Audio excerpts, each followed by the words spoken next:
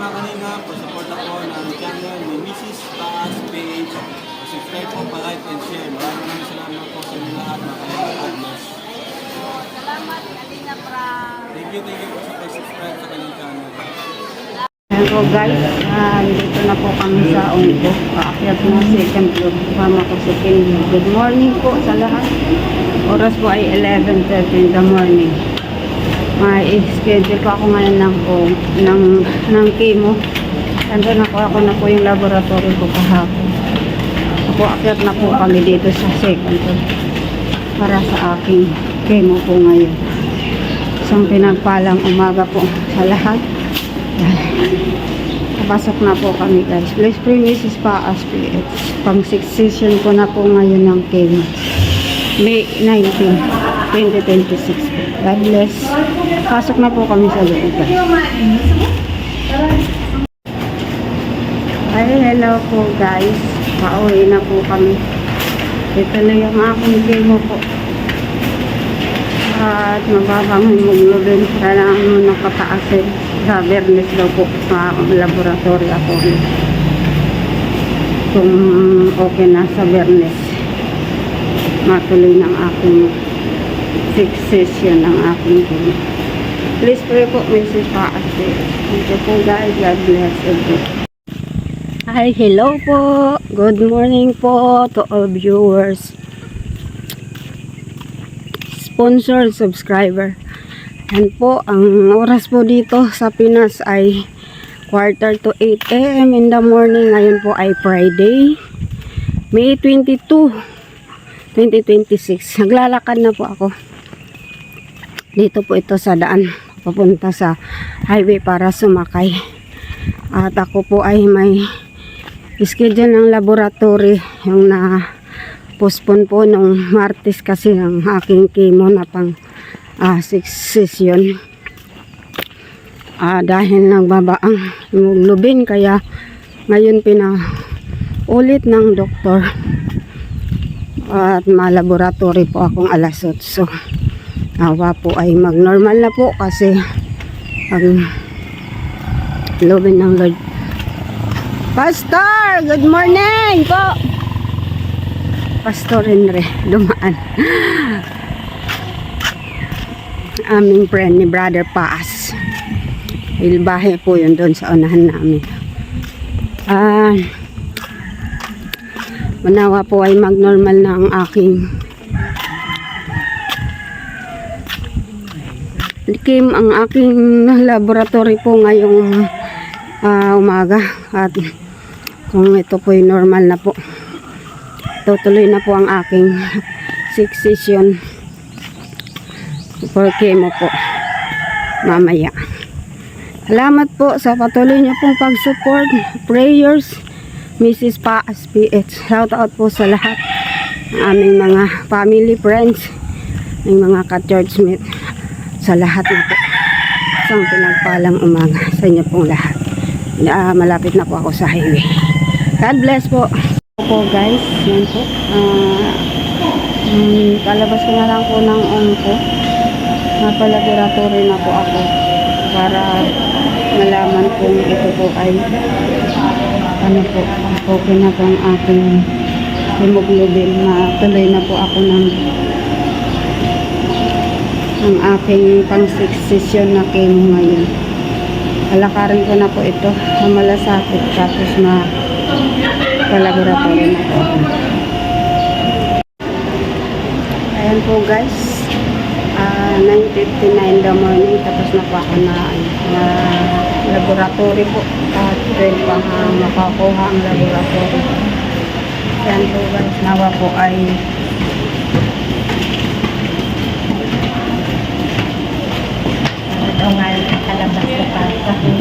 nawa po ay normal na po ang aking laboratory para tuloy ng aking team. Pagkakuha ng laboratory 12 ba mamaya lunch time. Makain na muna po, pagkakain mabalik po para kunin yung result. At kung okay na po, normal na po, ay tuloy na po ang aking session ng aking 6 session chemo po sa once a week ko na po. Pangalawang week ko na po ito sa once a week na akin. Thank you po. Please support po Brother Paas, Mrs. Paas po. It's Sweet Girl at sa lahat ng team Kalingap. Wala Kuya Balate. Ay, hello po guys. Ano po? Dito na kami ulit sa NPX. Yan ang aking anak.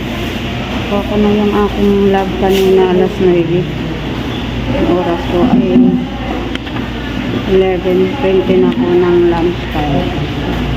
Nag-lunch na muna po kami. Akyat na po kami sa sa second floor para sa aking chemo.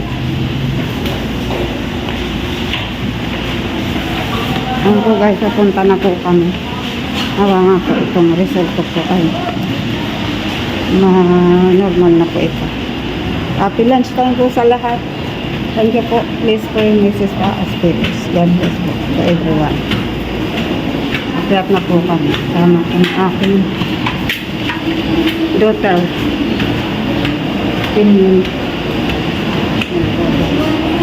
Blessed Friday morning po to everyone. Sana po matuloy ang aking 6th session ng chemo po once a week.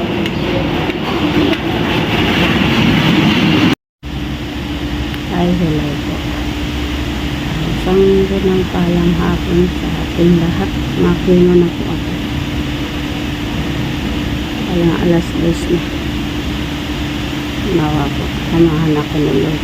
At hindi ko maranasan ang mga side effect. Pang 6 session pa na po ang ating chemo. Lalo once a week.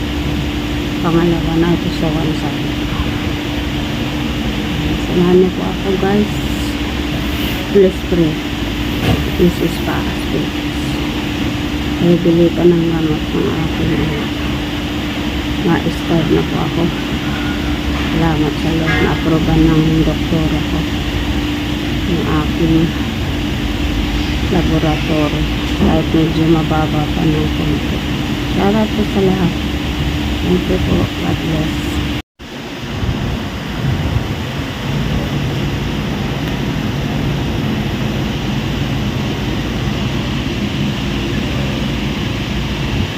Ito guys.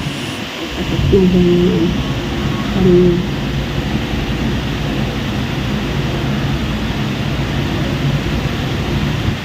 yung mga pino.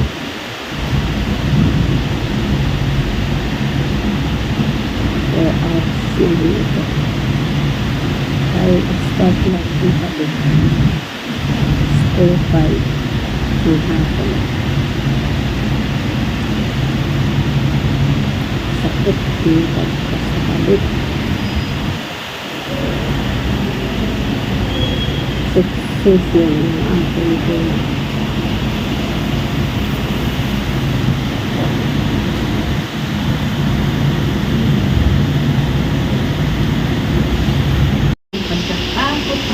Pag-aalingan. Sa pangalan ng Jesus, hindi ka namin pinapayagan sa buhay ni Sister Kelly. Patuloy po kami nagtitiwala na ito ang aming dakilang manggagamot. Pinangako mo yan kay Sister Tess at ito po ang aming pangangawakan. Panginoon, Lord, na ang journey na ito ng chemotherapy, Panginoon, ay ginagamit mo lamang kasangkapan upang ang kanyang buhay, Panginoon, ay patuloy na maging malapit sa inyo. Alam po, Lord God, alam namin, Panginoon, na ang complete healing ay binigay mo na sa Kanya. Subalit ang prosesong ito ay Kanya pong babatahin, Kanyang pagtatagumpaling, Panginoon. At ang lahat ng kailangan niya, Panginoon, Lord God, sa journey na ito, Lord, hindi namin na ikaw po magsusupply ng lahat. Ang provision, Panginoon, financial provision, ganoon din ang kilakasan, Panginoon. Lord, kalusugan, Panginoon, ay patuloy namin dinideklara sa pangalan ng Jesus na patuloy na isusupply mo po kay Sister Tess. At Lord God, patuloy na iyong awat habag, ang patuloy na maranasan po ni Sister Tess. Lord, sinabi mo, Panginoon, na mahal mo siya, Panginoon, at lagi kang nasa Kanya, at patuloy po namin pinanghahawakan at pinangako mo po sa Kanya. Lord God, I pray, Lord God, yung po apasok na anumang gamot, Panginoon. Ang panalangin po, Lord God, yung yung therapy na ito, Lord God, ay huwag maapektuhan anumang organ ng kanyang katawan. Lord, sa pangalan ni Jesus, yung mga bad cells lang ang maalis, Lord God, at ma-retain, mapanatili ang mga good cells o na kailangan ng kanyang katawan. Lord God, I review, Panginoon, pagsusok ka sakit ng ulo sa pangalan ng Jesus. Lord God, hallelujah, and i-declare ko, Panginoon, ang patuloy na kaginhawaan, comfort mo, kapayapaan ang patuloy na maranasan ni Sister Tess. Salamat, Panginoon, at sa kanilang buong pamilya, kay Pinian, Panginoon, kay Daniel, na panalangin ko ang support system, Panginoon, Lord, na kailangan ngayon ni Sister Tess, Lord, makita sa kanila ang pagtutulungan at pagmamahalan sa ganitong panahon, Lord God, na nasa ganito sila, Panginoong pagsubok ng buhay. Salamat, Lord, magtitiwala kami sa iyong mga salita at sa iyong mga pangako. Thank you, Lord God. Ito po ang aming dalangin sa pangalan ng Jesus. Hello po guys, isang nagpalang gabi na po ng Friday, May 22, 2026 po. Ang oras po dito sa Pinas, 7 p.m. 7 p.m. na po ako nakatapos sa aking 6 session chemo po. Palabas na po kami. Ayan po, may tapal pa ng tinurukan dito. Tatlong beses po yung tinurukan ng ng karayom. Thanks God sa natagumpayan ko po na aking chemo ngayon. Ang dami pong nangyari guys. Pero salamat sa Lord, kayanan pa rin, natapos pa rin yung chemo. Sa biyaya at sa tulong ng Lord at sa panalangin ng mga kapatid, ng aming ka-churchmate at maging ng lahat po na nananalangin din sa Paas. Ayun po guys, shoutout po sa lahat, mga viewers, sponsors, subscriber na. God bless you all po. See you in the altar of prayer. Love you, love you, love you. Masakay na po kami. Papunta ng bayan, mabili ang mga kantas, uwi na po. God bless everyone. Thank you guys. Shout out sa lahat. Medyo dami nangyari po kanina sa akin. Hello po. Isang pinagpalang gabi sa lahat. Happy Sunday to everyone. Yun po ay May 24, 2026, 7 p.m. in the evening. Ano po. Ako'y bumabati sa inyo ng magandang umaga, gabi o tanghali man dyan sa inyong lugar. At dito din sa buong Pilipinas, Luzon, Visayas at Mindanao. Nandito po kami mag-ina sa bahay. Shoutout po sa lahat ng mga viewers, sponsors, subscriber po. Salamat po sa Lord at sa inyo pong mga panalangin. At gusto ko lang po na ito'y ikarugtong po nung mag-chemo po ako ng Bernis kasi hindi ako nun gaano nakapag video kasi medyo hindi magandang nangyari kaya sama yung pakiramdam ko. Salamat sa Lord dahil natapos ulit yung aking pang-anim na session na chemo nung Friday, May 22, 2026. Hindi ko po akalain na sa pang-anim na chemo ay mangyayari yung ganong senaryo po. Pagkatapos nung nakabitan nung chemo gamot, mga 20 minutes pa lang, kaunti pa lang nagamit na gamot ay nag-ikot ng paningin ko at sumakit ng buong katawan ko na parang mahihiwa yung likod ko hanggang sa may balakang. At ngayon yung mga nurse, lahat na sila sa akin, may nag-BP, nagkuha ng yung heartbeat, Yun nga, sabi ko ay naku, parang susunod na ako kay Brother Paas At tinanggal lahat yung dextrose ko kasi nga masama na yung nararamdaman ko. Tapos nakapinahinga muna ako isang oras. Ay di ayaw ko na sana ikabit ulit kaso sayang yung gamot. 6 million po yun. Yung gamot sa chemo tsaka yung binibiling gamot bago ako salinan ng kapangkin. Ang hirap pala yung ganong sitwasyon. Tapos di pumayag ako kabitan ulit dahil sayang yung gamot. Mabayad ako ulit ng 6,000.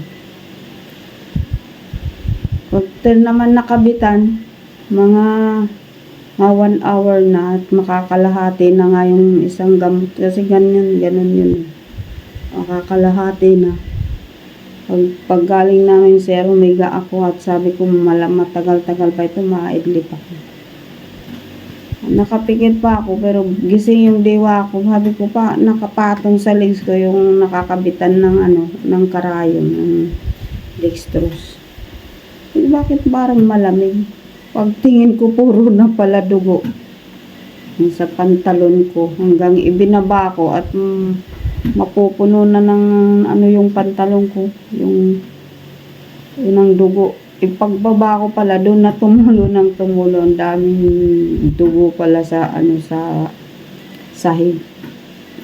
Ang datingan man po yung mga kapatiran. Awa ng Diyos. Yan, lininis na naman, tinanggal na naman, pangalawang pagkakataon tinanggal. Halos 2 beses po yung nangyari, tapos tinanggal na naman ulit, pangalawang pagtanggal nung ko, nakakabit na gamot ng dextrose saka yung sakyo. Tapos inilipat naman dito sa kabila yung karayom, sabi ko ayaw ko na, hinahirapan na ako, ang sakit na sa katawan ko. Saka yung pagtusok ng karayom. Pero hindi naman pumayag yung nurse kasi nga sayang yung gamot, kalahati pala. So, salamat sa Lord dahil naikabit ulit. Nakatapos kami po alos 7 PM na po ng gabi. Nag-start ng alas 2 ng hapon. Salamat natapos pa rin sa tulong habag ng Diyos. Salamat sa mga prayers niyo po. Patuloy po pakisupport ng aming channel, Brother Paas, Mrs. Paas PH, Miss Sweet Girl. Salamat po guys. At nariyan po ang mga support nyo through prayers po kay Mrs. Paas PH. Sa Friday po ulit makimo ako po. 7 session na po. Once a week na po kasi ako nakimo ngayon. Thank you po. God bless us all po. Shoutout po sa lahat ng mga viewers